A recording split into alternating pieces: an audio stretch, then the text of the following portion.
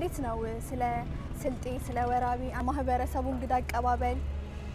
ወራቤ ስናየው በጣም ጥሩ ነው። የሚገርምሽ ነገር በጾም ወቅት እንኳን አንድ ቀን ተለይተውኝ ማታ ማታ እንትን ብለው ያቁም ተከራይቼ ያለሁበት ቤት ማታ እኔ ይጠሩኛል አብሬ አረቢያ መጅልስ ላይ ቁጭ እላለሁ።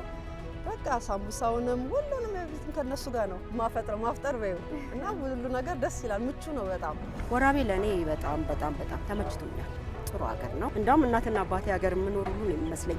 ምቹ ሁኔታ እየተፈጠረልን ነው። ቦታም ቢሰጠን ሁሉን ነገር አልቆልናል። ተደራጅተን እስከ ክፍያ ደረጃ ድረስ ደርሰናል። ያ ደግሞ ያው ቤት ይሰጠናል፣ ልጆቻችንንም እናመጣለን። ወራቤን ያው ሰገነት አድርገናት እንኖራለን። ሰው ማህበረሰቡ በጣም ጥሩ ማህበረሰብ ነው። እንግዳ ተቀባይ ነው። ለሰው ፍቅር አለው። ሰው ወዳድ ነው። በቃ ቀርቦሽ ግማሽ መንገድ ሄዶ ሊረዳሽ ሊደግፍሽ የሚሄድ ማህበረሰብ ነው። ማህበረሰቡ ይበልጣው ለምሳሌ ባጃጅ እኛ አሁን አዲሶች ነን። ቤተክርስቲያን ስጠይቃቸው እስከ ቤተክርስቲያን ወስደው ነው የሚያሳዩሽ።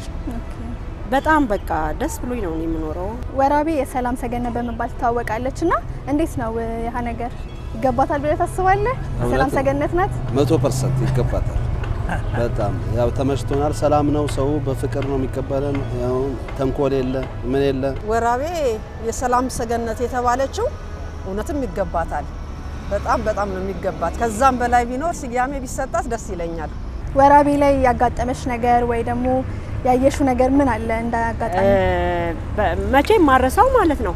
በመጣው በሁለተኛው ቀን ጫማዬ እዚህ ጋር ተገነጠለና ከዛ ጫማዬን አሰፍቼ ሰፊው ክሩን ለካ እንትን አላለውም ማለት ነው።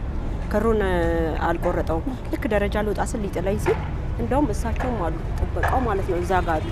እሳቸው ጫማዬን ወስደው በጥርሳቸው ክሩን ማለት ነው በጥርሳቸው ሲበጥሱት የመጨረሻ በቃ ከዛ ወዲህ በቃ ወይኔ ብዬ እንዴ አሉ። እኔ አንቺን ካላከበርኩ ሚስቴን አላከብርም፣ ልጆቼን አላከብርም። ስለዚህ መጀመሪያ አንቺ ነው ማክበር ያለብኝ አጠገብ ያለሽውን ብለው እና አስተካክለው ጫማዬን ሰጥተውኛል። በጣም ነው ማመሰግናቸው። በጣም ደስ የሚል አጋጣሚ ነው እና እኔ ወራቤ በጣም ተመችቶኛል። በቃ ይሄ ለጥያቄ የሚቀርብ ነገር አይደለም።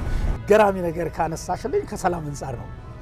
እኔ ወፍ ዝር የምልበት አካባቢ አይደለም እውነት ለመናገር ይሄ እኔ በግሌ ቤቴን ይሄ ዝም የኤግዛጁሬሽን አይደለም ለሽና ሳልቆልፈው ሁሉ ከሰማ ነበር መጥቼ እንዳልሽው ምንም አይነት ነገር ውጭ የጣልከው ነገር ሁሉ የሚያነሳ ነገር የሰው የለም።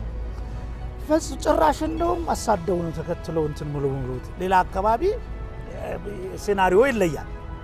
ያንን ትሪት ያረኩበት እኔ ኤግዛማይን ያረኩበት የራሴ የሆነ እንትን አለ። አንዳንድ ጊዜ በጣም የምንገርምሽ ወደም እንዳለ ማንሳት እንደሞከር በር ሳልቆልፍ ሁሉ ይሄድ ነበር።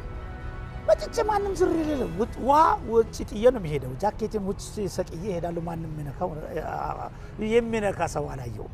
እና እውነትም ሰላም ሰገነት ከመባል ያለፈ ስፔሻሊ ከሰላሙ አንፃር ካነሳሽልኝ በቃ በሰላም የምታርፍበት፣ በሰላም የምትተኝበት፣ በሰላም የምታንቀላፊ እንቅልፍ ለጥ አድርገሽ የምትኖሪ እውነትም የሰላም ሰገነት ነች ወራቤ። ሰላም ሰላም ሰላም ሰላም ሰላም